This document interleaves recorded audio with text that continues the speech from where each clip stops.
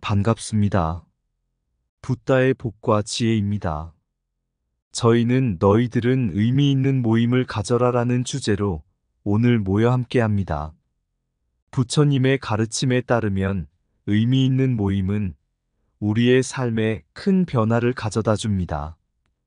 이 모임을 통해 우리는 서로의 지혜를 나누고 성장할 수 있습니다. 함께하는 순간 우리의 마음을 경험하며 진정한 평화와 기쁨을 찾기를 바랍니다. 부처님의 진리를 반영한 이 모임이 우리 모두에게 깊은 영감과 성찰을 안겨줄 것입니다. 함께 의미 있는 시간을 보내기를 기대합니다. 자, 그럼 너희들은 의미 있는 모임을 가져라. 어떤 모임인지 알아볼까요? 한 번은 부처님은 제자들과 함께 의미 있는 모임을 갖기 위해 산속으로 나가 계시던 중이었습니다. 그들이 물을 흘려 마시기 위해 작은 연못에 이르렀을 때 부처님은 연못 가까이에 앉아 계셨습니다. 그때 한 마리 도롱뇽이 연못 속에서 물살을 타고 떨어졌습니다. 도롱뇽은 연못 속을 떠돌며 허둥거리며 물살을 피해 다시 물 위로 올라오려 했습니다. 제자 중 한 명이 도롱뇽을 돕겠다는 의사를 밝혔지만 다른 제자는 자연의 법칙에 따라 도롱뇽이 자연스럽게 연못에서 벗어나게 둬야 할 것이라고 말씀하셨습니다. 부처님은 조용히 웃으시며 제자들에게 말씀하셨습니다. 도롱뇽이 연못에서 벗어나기 위해서는 그 자체가 그에게 의미 있는 시간일 것입니다. 우리도 마찬가지입니다. 의미 있는 모임을 가짐으로써 우리는 내면적으로 성장하고 변화할 수 있습니다. 어느 날 부처님은 제자들과 함께 숲속으로 향했습니다. 그들은 산책을 하며 자연의 아름다움을 만끽하고 있었습니다. 그런데 어느 순간 제자 중 한 사람이 불평을 하기 시작했습니다. 이 산책은 무슨 의미가 있겠어요? 시간 낭비라고 생각해요. 부처님은 조용히 웃으시며 말씀하셨습니다. 제자여, 의미 있는 모임을 가져야 한다는 것을 알고 계십니까? 수행에 이익이 없는 모임은 삼가하라고 가르쳤습니다.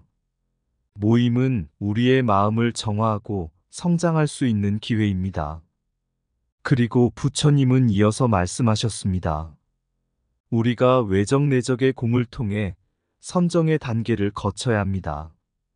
이는 우리가 완전한 안락과 기쁨을 얻는 길입니다. 일상생활 속에서도 우리는 안락함을 찾아야 합니다. 마음의 경행을 꾸준히 지켜가면 욕심, 근심, 악함을 차단할 수 있습니다. 제자들은 부처님의 가르침을 깊이 이해하고 그 순간부터는 함께 모여 의미 있는 대화를 나누며 서로에게 지혜를 나누는 시간을 소중히 여기게 되었습니다. 그들은 모임을 통해 서로의 마음을 풍부하게 하고 내면의 평화와 기쁨을 경험하게 되었습니다. 의미 있는 모임은 마음의 평화를 이루는 첫걸음이다. 수행에 이익이 없는 모임은 시간 낭비일 뿐이다. 외적 내적의 공을 통해 진정한 안락과 기쁨을 찾는다. 마음의 경행을 통해 욕심과 근심을 버릴 수 있다. 일상 속에서도 안락함을 찾고 그 안에서 성장한다. 지혜는 의미 있는 모임에서 나누어진다. 모임은 담론의 장이며 그곳에서 욕심과 번뇌를 소멸한다. 진정한 담론은 마음의 평정을 찾는 길이다. 바른 지혜는 앉아 있을 때나 누워 있을 때 모두 얻을 수 있다. 오감을 잘 다루는 사람은 진심과 화를 평화롭게 관리한다. 도기처럼 금이 없고 흠이 없이 매끄럽게 살아간다. 잘못된 것은 버리고 바른 성찰을 통해 변화를 이룬다. 모임에서는 자신의 번뇌와 욕심을 버리고 서로에게 지혜를 나눌 수 있다. 담론을 통해 깨어있고 담론하는 사람은 마음의 평정을 수습할 수 있다. 진정한 모임은 마음을 통해 더 높은 수준의 안락과 기쁨을 제공한다. 모임은 지혜의 보고이며 진리를 나누는 장이다. 담론은 지혜로운 사람들의 만남이다. 지혜는 잡다한 이야기에 묻히지 않고 찾아진다. 모임에서 나눈 담론은 우리의 마음을 깨우치게 한다. 욕심과 번뇌를 담론을 통해 소멸시킨다. 담론은 내면의 평정을 찾는 첫걸음이다. 진정한 담론은 마음의 깊은 곳에서 일어난다. 오감을 통해 진심을 관리하는 법을 배운다. 마음이 평정할 때 진심을 이해할 수 있다. 모임은 모든 사람이 번뇌를 소멸시키는 담론이다. 모든 담론이 마음의 영원한 고통을 이겨낼 수 있습니다. 모임에서의 담론은 지혜의 샘터이다. 지혜는 잡다한 말에 의해 흐려지지 않는다. 담론을 통해 우리는 욕심과 번뇌를 넘어설 수 있다. 마음의 평정을 찾는 길은 담론에서 시작된다. 담론은 내면의 깊은 진실을 드러내는 창이다. 오감을 통해 진심을 조절하는 방법을 배운다. 진정한 담론은 마음의 평정과 조화를 이룬다. 모임은 진심이 우러나오는 곳이다. 담론은 우리의 번뇌를 해소하고 내면의 평화를 찾는 과정이다. 모임에서의 지혜는 깨어있는 마음에서 비롯된다. 담론은 우리의 마음을 깨달음의 길로 인도한다. 지혜로운 대화는 우리의 내면을 깨우친다. 모임은 진정한 자아를 발견할 수 있는 기회이다. 담론은 우리가 내면의 깊이를 탐구할 수 있는 도구이다. 지혜는 모든 담론을 통해 나아지고 성장한다. 앉아 있을 때나 누워 있을 때도 지혜를 얻을 수 있다. 지혜는 고요한 마음에서 발견된다. 바른 지혜는 우리의 번뇌와 욕심을 해소한다. 지혜로운 성찰은 우리의 삶을 변화시킨다.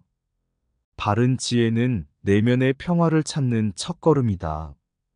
도기처럼 금이 없고 흠이 없는 삶을 위한 지혜를 깨우친다. 지혜는 자신의 잘못을 인정하고 나아가는 데서 비롯된다. 바른 성찰을 통해 우리는 내면의 깊은 변화를 경험할 수 있다. 지혜는 우리가 잘못된 것을 버리고 바른 길을 선택할 수 있게 한다. 성찰은 우리의 삶을 깨끗하게 만든다. 지혜는 모든 욕심과 번뇌를 초월한다. 바른 지혜는 우리가 내면의 평화를 찾는 데 도움을 준다. 성찰은 우리의 마음을 심플하게 만든다. 지혜로운 선택은 우리의 삶에 깊은 의미를 부여한다. 바른 지혜는 우리가 자신을 수양하는 데 필수적이다. 앉아 있을 때도 누워 있을 때도 지혜는 내 마음에서 비롯된다. 지혜는 고요한 마음으로부터 비로소 얻을 수 있다. 바른 지혜는 우리의 번뇌와 욕심을 해소한다. 지혜로운 성찰은 우리의 삶을 깨끗하게 만든다. 바른 지혜는 내면의 평화를 찾는 길이다. 도기처럼 금이 없고 흠이 없는 삶을 위한 지혜를 깨닫는다. 지혜는 자신의 잘못을 인정하고 나아가는 데에서 비롯된다. 바른 성찰을 통해 우리는 내면의 심수를 겪을 수 있다. 바른 지혜를 통한 변화에 대한 이야기를 통해 우리는 모두가 내면의 평화와 깊은 의미를 찾는 여정에 있다는 것을 깨달았습니다. 부처님의 가르침에 따라 앉아 있을 때도 누워 있을 때도 우리는 지혜를 얻을 수 있습니다. 이 고요한 시간들이 우리의 번뇌와 욕심을 조절하고 도기처럼 금이 없고 흠이 없는 삶을 추구하는 지혜로 이어질 것입니다. 바른 지혜를 통해 잘못된 것을 버리고 내면의 변화를 이루는 과정은 우리의 삶에 실질적인 변화를 가져올 것입니다.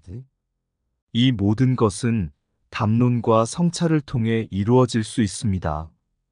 마지막으로 우리는 지혜로운 선택과 바른 지혜를 통해 자신의 삶을 깨끗하게 만들어 나갈 수 있음을 믿습니다. 고요한 마음으로 앉아서 지혜의 샘을 찾는다.